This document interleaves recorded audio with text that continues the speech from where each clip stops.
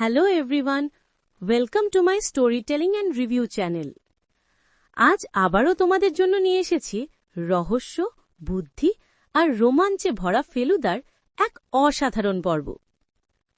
আগের দুই পর্বে আমরা দেখেছি রাজেন বাবুর কাছে আসা রহস্যময় হুমকির চিঠি, সন্দেহভাজনদের উপস্থিতি আর ফেলুদার সূক্ষ্ম পর্যবেক্ষণ। আজকের পর্বে সেই রহস্য আরও গভীর হবে, কারণ এবার সামনে আসবে এক চমকপ্রদ চরিত্র, যার উপস্থিতি পুরো কাহিনীকে নতুন দিকে ঘুরিয়ে দেবে। চলুন আর দেরি না করে শুরু করি। ফেলুদার গোয়েন্দাগিরি, পর্ব ৩। ফেলুদা হল তোপসের মাস্তুতো দাদা। ফেলুদা আর তোপসের বাবার সাথে দার্জিলিংয়ে বেড়াতে এসেছে।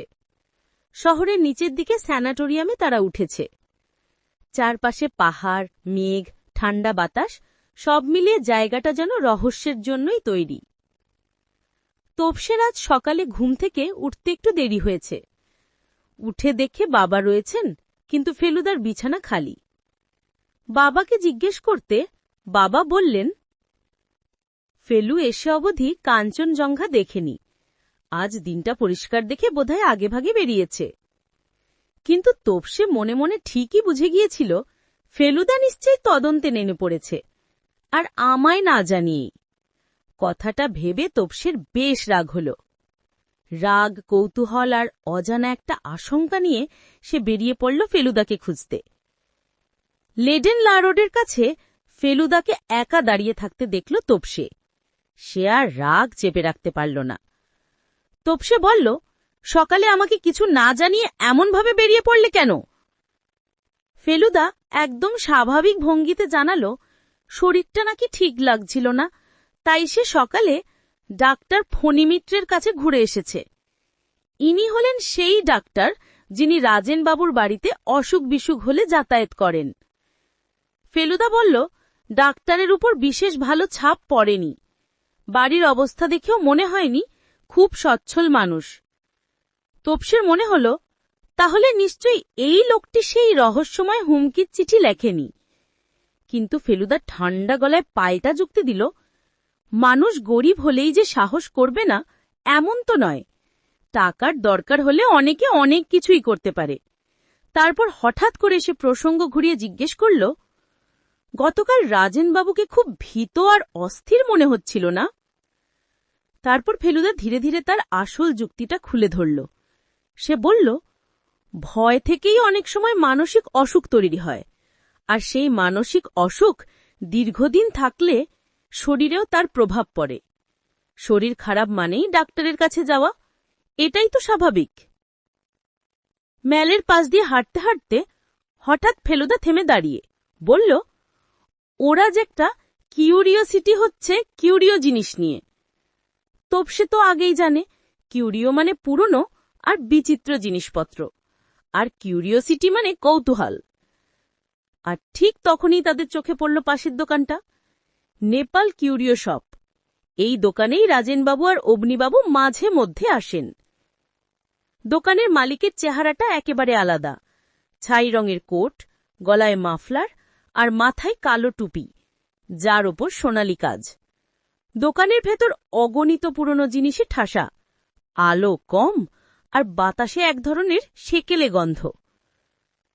ফেলুদা জিজ্ঞেস করল, তাদের কাছে কি ভালো মানের পুরনো থাঙ্কা আছে? দোকানদার বলল, ভালো জিনিসগুলো আগেই বিক্রি হয়ে গেছে, তবে বিকেলের দিকে নতুন মাল আসার কথা আছে। তোপসে অবাক হয়ে দেখল, এই ধরনের ছবি তো রাজেনবাবুর বাড়িতেও আছে। ফেলুদা খুব মনোযোগ দিয়ে ছবিটা কয়েক মিনিট ধরে পরীক্ষা করে বলল, সে খুঁজছে অন্তত ৩০০ বছর পুরনো থামিকা। ফেলুদা জানতে চাইল, এই খবর কে কে জানেন? দোকানদার বলল, রাজেনবাবু, অবনী ভবন, এক বিদেশি সাহেব আর একজন নাউলাখা খদ্দের। তারপর হঠাৎ ফেলুদা তোপসের হাতে একটা মুখোশ ধরিয়ে দিল। সে বলল, এটাই সবচেয়ে হরেন্ডাস। আসলে হরেন্ডাস মানে ট্রিমেন্ডাস আর হরিবল দুটোর মিশ্রণ। দোকান থেকে বেরিয়ে তারা কেভেন্টার্সের দিকে যাচ্ছিল। তখন তোপসে দেখল ফেলুদার চোখ এক ভদ্রলোকের দিকে আটকে গেছে। বয়স 40-এর কাছাকাছি, কালো চশমা, দামি স্যুট, হাতে পাইপ।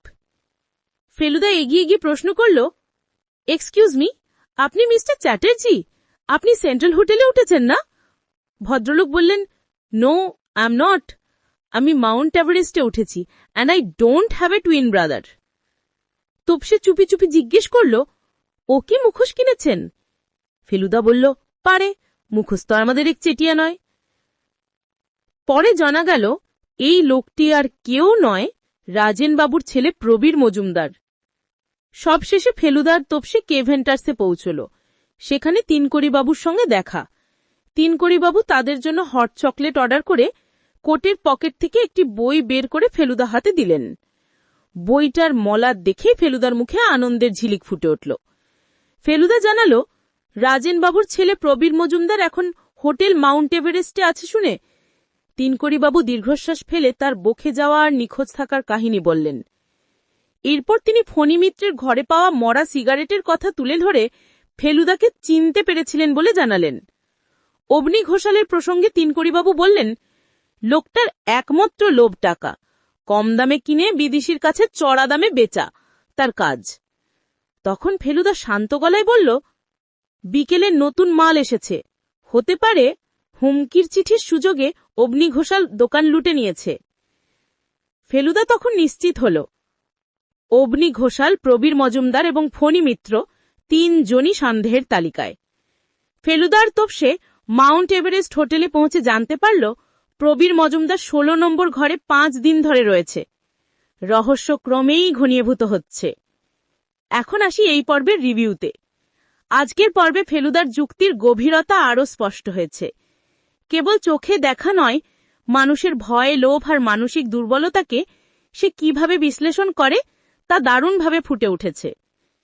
নেপাল কিউরিও শপ, থাঙ্কা, মুখোশ, প্রবীর মজুমদারের আগমন সব মিলিয়ে গল্পের উত্তেজনা কয়েক গুণ বেড়ে গেছে। এই পর্ব আমাদের শেখায়, রহস্য সমাধানের সবচেয়ে বড় অস্ত্র হল পর্যবেক্ষণ, যুক্তি আর ধৈর্য। আশা করি ফেলুদার গোয়েন্দাগিরি পর্ব 3-এর গল্প আর রিভিউ তোমাদের ভালো লেগেছে। ভালো লাগলে লাইক দাও, শেয়ার করো আর অবশ্যই চ্যানেলটি সাবস্ক্রাইব করে নিও। পর্ব 4 খুব শীঘ্রই আসছে, আর সেখানে রহস্য আরও ভয়ঙ্কর, আরও গভীর হতে চলেছে। কোন গল্প শুনতে চাও কমেন্টে জানাতে ভুলো না। Stay tuned for more amazing stories and reviews. Thank you for watching.